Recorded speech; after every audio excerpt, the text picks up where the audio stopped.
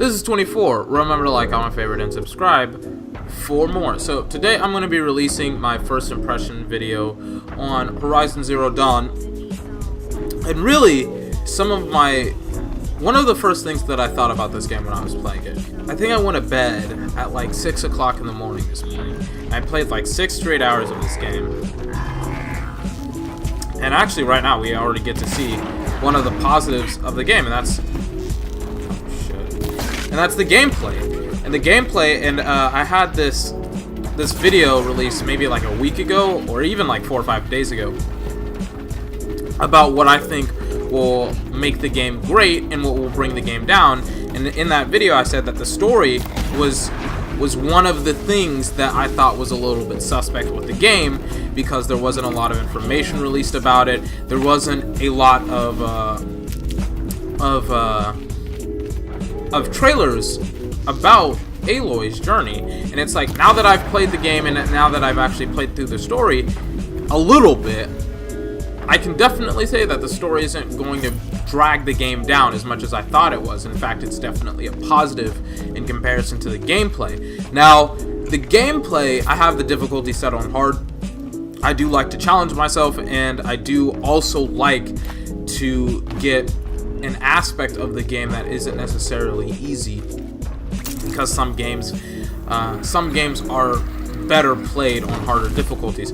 Now, this is one of the more interesting sights of the game, and it's the tall necks, which this is actually my first one. I thought that we would climb it together. How the hell do I do this? Okay, so it looks like I'm supposed to use the buildings to try and climb it. But I thought that we could discover the tall necks together. Okay, so where is it? It just looks like it's gonna go through this same area. But I like the game. I like the game a lot. The combat is very, very deep and very simple at the same time. Pretty much you have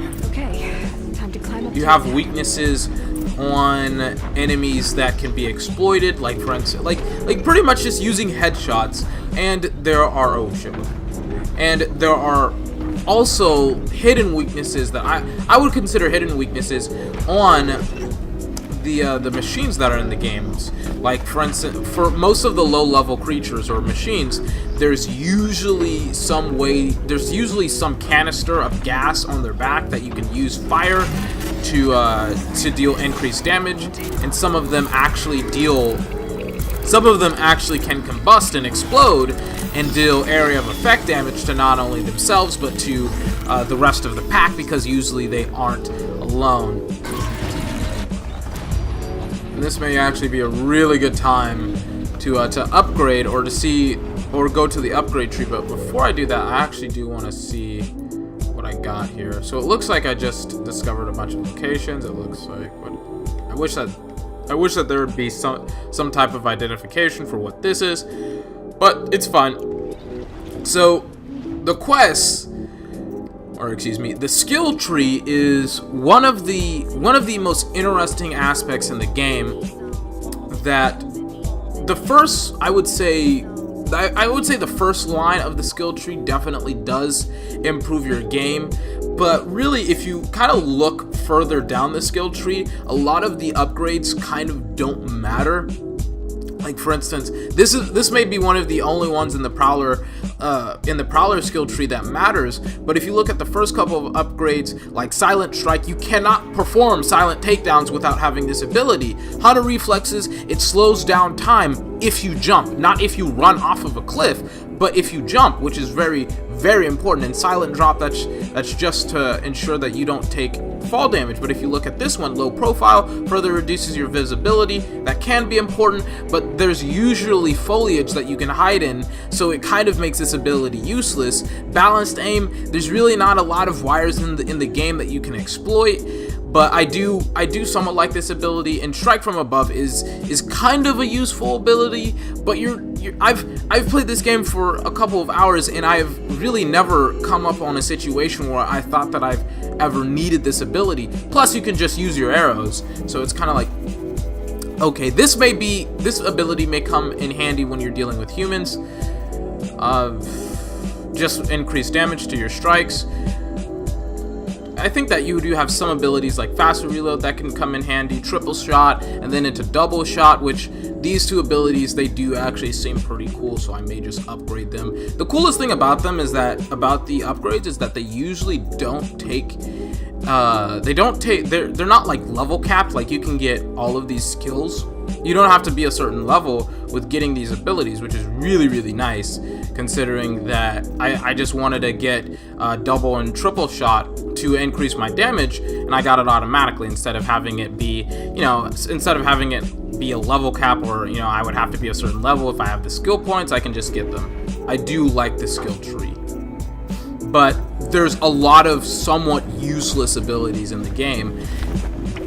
But that's okay. I feel like that's okay. I feel like, for the most part, the skill tree is somewhat fine. Or I feel like the skill tree is... I feel like the skill tree is acceptable, but I just wish it had a little bit more depth, because some of these skills are just not very good. Like the Forge or skill tree you don't use. But back to quests. So I want to do... Can't really do anything that would somewhat spoil. So we'll go save a war chief. I do like a lot of the aspects of the game. A lot of people have been saying that this is a very beautiful game. I completely agree. If I call over my machine or my Strider, you'll start to see a lot of the cool design. Where is it? Here it comes. I can hear it. You can start to see a lot of the really cool designs of the machines, like the blue stuff, the blue wires. It shows that I've overridden him and now he's mine to control. And this is one of the canisters that I was talking about. If I can highlight it, yeah, like the canister is super important for attacking Striders because it can combust and you can destroy it, and it can deal AoE damage, which is really important. And he also has his own attack that you can use when you're mounting, or when you've mounted him. But so far I haven't really needed to override creatures. It's just a luxury to have a Strider or have something like this to ride on, but it's not necessarily something that is required to traverse the land. The wildlife in general, not the wildlife, the machines in general. Okay. Oh shit. The machines in general. Which one is mine? Oh, this one. Okay, the blue one. The machines in general are very cool and very unique, but I haven't really found the need to really hack them. But one of the most important things that I've kind of learned in the game is that it seems like I'm playing the game on it seems like I'm just coasting through the game, but really one of the most important things is learning how to attack a machine's weakness. Like the Strider has the canisters, they also have headshots. You can insta-kill the Seekers in the game, but if you don't insta-kill them, they can almost two-shot you. And because I've kept my distance throughout the game, I've been smart with my decisions, I've used foliage correctly, I've avoided most of the dangers in the wildlife. Like for instance, if I try and attack this herd, I could die, but because these monsters, I forgot what they're called. What are they called? Hang on. Actually, they're grazers. Like if the grazers stampede, I could die. But most importantly right now is that, oh shit, they're coming for me. But most importantly, I keep my distance and I'm always moving along and I'm always getting headshots. Like if I were, like for instance, if I were to get a body shot on a Seeker, I would not be able to two-shot. Like it does no damage.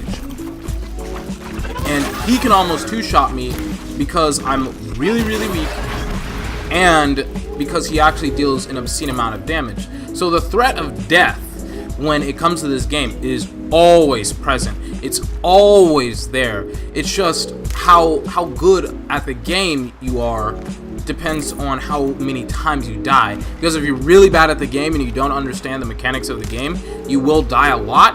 But if But if you understand the game, if you understand how to play, it's going to be very hard for these creatures to just two-shot you. But it's things like this that make the game real. It makes the combat really, really fun to play and experiment with.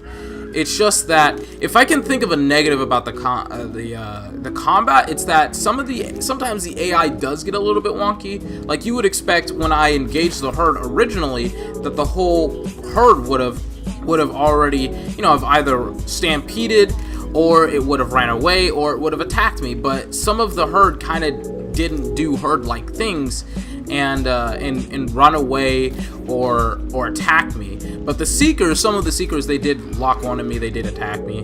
But I have heard a lot of negatives about the side quest missions and how they are very fetch quest-esque in style. I've only played how many quests have I done? I've done 3, 5, 6, 7 side quest missions, and throughout them I have seen a style that is very fetch quest-esque in nature, but the side quest missions are interesting enough for me to be like, okay, I can forgive some of the constant going back and forth between people and trying to, get items and get weapons and things of that nature for certain people. And that was one of the side quest missions. It was literally a fetch quest. But I don't think that is inherently a problem with the game. We got some information on where the missing war chief is, who is kind of like the leader of combat for the certain tribe that the Nora tribe that we are kind of aligned with and have allegiance with. I like this game a lot. I do like this game a lot. I like it a lot more than I would have initially thought. I think that the combat is very Witcher-esque in its combat, in the sense that if you're great at the game, you can get away with a lot. Like, for instance, in The Witcher 3, you needed okay, probably should not have attacked this. So in The Witcher 3, for instance, if you could dodge, that's not good. So in The Witcher 3, if you could use your weak, if you could dodge, if you could weave, if you had a decent sword, you could kill a lot of creatures. You could kill a lot of things. But in this game is very similar. I don't have an upgraded bow. I barely have modified my armor and my weapons. I'm using just regular arrows and not fire arrows. This is really, like, everything that you see here is really gotten after the tutorial, after Aloy's, after you first play with Aloy in the first couple of segments of the game, and that's really it. I mean, this is it, and I'm one-shotting things because I'm getting headshots. I'm not getting body shots, so I'm not getting body shots that tear away their armor. I'm accurate. Okay, if you're great at our video game, we'll reward you by making the game easier, not have you buy all of these non-essential weapons because you're already great at the game. But I do like that, and this game does have a lot of that. Oh shit. With its game. Oh my god. Oh my god. I almost got one shot. Like, I've almost killed the Sawtooth, but it almost one-shotted me. And I do like that, oh shit, that looming threat of I was pretty much beating the crap out of it, but it only got in one hit, and it was almost enough to take me down. You have things like that constantly in the game, where it's like, again, it rewards you for playing for the game or being great at the game.